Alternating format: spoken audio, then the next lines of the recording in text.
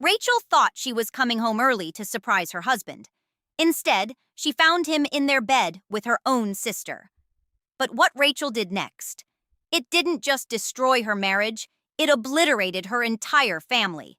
And honestly, I'm not sure anyone saw it coming. Hey everyone, welcome back to the channel where we dive deep into the messiest relationship drama on the internet. I'm your host, and today we're talking about Rachel, a woman who discovered the ultimate betrayal and chose nuclear revenge. Before we get into this absolute chaos, make sure to hit that like button because this story is going to take us on a wild ride. And trust me, you're going to want to stick around for the ending because Rachel's final move? Chef's kiss level petty. All right, let's dive in. So Rachel starts her story by painting this picture of what seemed like the perfect life.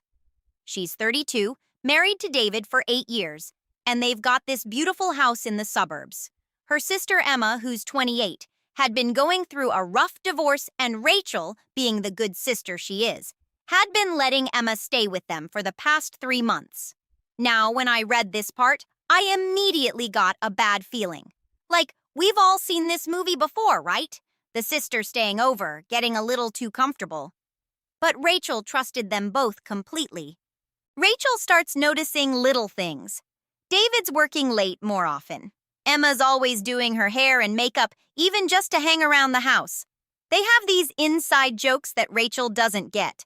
But here's the thing. Rachel's not the paranoid type. She actually starts feeling guilty for even having these thoughts. She's thinking, this is my sister, this is my husband, I'm being crazy.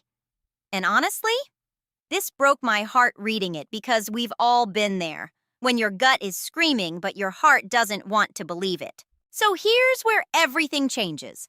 Rachel's at this work conference that was supposed to last until Friday, but it gets cut short on Wednesday. She decides to surprise David, maybe cook his favorite dinner, have a nice romantic evening. She even stops by the store to get ingredients for his favorite pasta dish. When I read this part, I literally felt sick to my stomach because you just know what's coming. This sweet woman is planning this romantic surprise while her husband and sister are, well, you know. Rachel gets home around 2 p.m. and immediately notices Emma's car isn't in the driveway, but she can hear music coming from upstairs. She thinks maybe David's cleaning or something. She creeps up quietly because she wants to surprise him. But when she gets to the bedroom door, which is slightly open, she sees David and Emma together, in her bed. And get this, Emma's wearing Rachel's favorite lingerie. Now this is where I would have lost my absolute mind.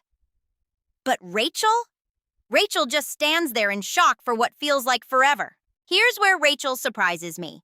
Instead of bursting and screaming, which, let's be honest, is what most of us would do, she quietly backs away.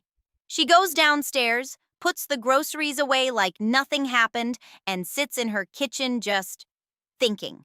She says in her story that she felt like she was floating above her body, watching this happen to someone else. And I get that. Sometimes shock just makes you go into this weird autopilot mode. But what she's planning in her head during this time? Pure, calculated revenge. Rachel decides she's not going to confront them. Not yet. Instead, she's going to get evidence and plan her exit strategy. She goes to her car, drives to a coffee shop, and starts making calls. First, she calls a lawyer, then a private investigator. Then, and this is where it gets good, she calls her parents. But not Emma's parents. See, Emma was adopted into Rachel's family when they were kids, so they have different biological parents. Rachel calls Emma's biological mother, who Emma has been trying to reconnect with. Oh, this is getting messy already. So Rachel's biological mother, let's call her Janet, apparently has never liked Rachel. She always felt like Rachel got the life Emma should have had. When Rachel tells Janet what's happening, Janet's immediate response is, well, maybe David sees what I always saw in Emma. Y'all, the audacity. But Rachel expected this. She also calls David's parents, who absolutely adore Rachel and have never been Emma's biggest fans. She calls David's boss, who happens to be a family friend. She's literally building an army, and Emma and David have no idea the storm that's coming. Rachel goes back home around 5 p.m., acting completely normal. Emma's in the kitchen making dinner, using Rachel's ingredients, by the way, and David's in the shower. Rachel hugs Emma and says, "How was your day?" And Emma just lies to her face, says she was job hunting, went to the library. Meanwhile, Rachel has already installed recording apps on her phone and starts documenting everything. Every lie, every stolen glance between David and Emma, every time they touch when they think she's not looking. When I read about her level of self-control, I was genuinely impressed and terrified.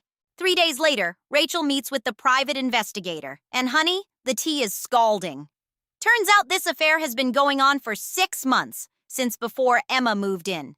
They've been meeting at hotels, David's been using their joint credit card to pay for it, and here's the kicker. Emma's been telling people at her job that she's seeing this amazing married man who's going to leave his wife for her. She even showed people pictures of the gifts David bought her, with Rachel's money. I cannot even imagine the rage Rachel must have felt. Rachel's lawyer helps her do a deep dive into their finances, and it gets worse. David hasn't just been spending their money on hotels and gifts. He's been taking cash advances on their credit cards, he emptied their vacation savings account, and this is the part that made me gasp. He took out a loan against their house without telling Rachel. Apparently, he was planning to buy Emma an engagement ring, using the equity in the house that Rachel helped pay for. The level of betrayal here is astronomical. Rachel realizes she needs to move fast before he destroys them financially. Rachel tells David and Emma she has to go on another business trip, this time for a whole weekend. She says she'll leave Friday morning and be back Sunday evening. She watches them try to hide their excitement. Emma immediately offers to keep David company and make sure he eats well. David says he might take Friday off to catch up on house projects. Y'all, the second-hand embarrassment I felt for these two idiots who think they're being sneaky. Rachel books herself a hotel room in town and prepares for the weekend that's going to change everything. Friday evening, Rachel executes her plan. First, she has David's parents show up unexpectedly with dinner. They walk in on David and Emma being intimate on the living room couch. Then, while they're scrambling to explain, Rachel's parents arrive because she told them Emma was having a mental health crisis and needed family support. But wait, there's more. Rachel also invited David's boss and his wife, who were supposed to come discuss a surprise promotion for David. All of these people arrive within a 30-minute window. When I read this part, I literally stood up and applauded. The coordination, the timing, Rachel orchestrated this like a military operation. Rachel shows up in the middle of this chaos with divorce papers and eviction notices. She hands David the papers in front of everyone and tells Emma she has 24 hours to get out. Then she drops the real bombshell. She's been recording everything for the past week, including Emma admitting to their cousin on the phone that she seduced David because she was jealous of Rachel's life. She plays the recording for everyone to hear. David's parents disown him on the spot. Rachel's parents apologize to Rachel, but also kick Emma out of the family. David loses his promotion and gets transferred to another department. The nuclear fallout was swift and brutal. But Rachel wasn't done. Remember Emma's biological mother, Janet, who was Team Emma? Rachel had saved the best for last. She sent Janet all the evidence of Emma's affair, along with the recordings where Emma talks about how she never felt like she belonged in a family anyway, and how she doesn't care who she hurts. Turns out, Janet had been planning to put Emma in her will and help her buy a house.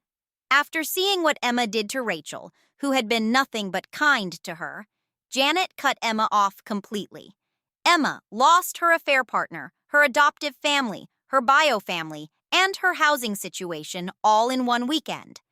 When I tell you this was strategic revenge at its finest. So that's Rachel's story, and honestly, I'm still processing it. Part of me thinks she was completely justified. They betrayed her in the worst possible way. But another part of me wonders if the nuclear option was too much. What do you think? Was Rachel's revenge perfectly calculated justice, or did she go too far? Drop your thoughts in the comments below because I am dying to hear your take on this. And if you want more stories like this, make sure to subscribe and hit that notification bell. Trust me, we've got some wild ones coming up that'll make Rachel's story look tame. Until next time, keep those red flags flying high, and I'll see you in the next one.